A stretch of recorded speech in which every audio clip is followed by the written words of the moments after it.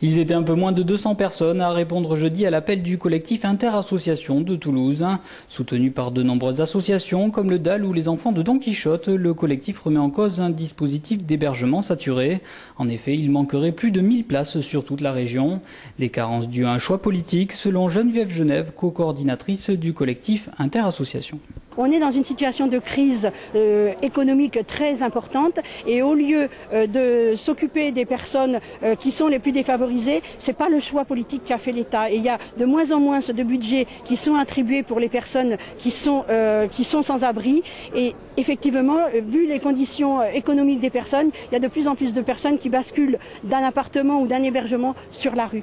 Exemple de ce désengagement des pouvoirs publics, les SDF qui vivaient il y a un an sous le pont des Catalans étaient présents. D'abord ballottés puis fixés sur un terrain de pur pan, ils s'apprêtent à passer un deuxième hiver dehors.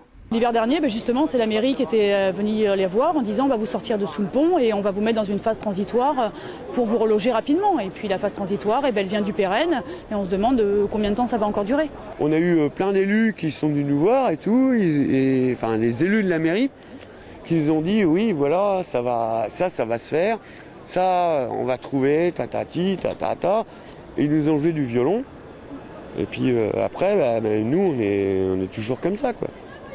On n'a pas bougé quoi.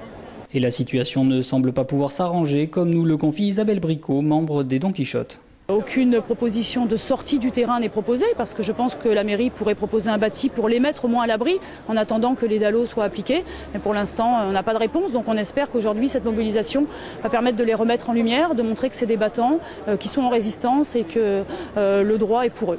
Reste maintenant aux associations à tout mettre en œuvre pour se substituer à l'État.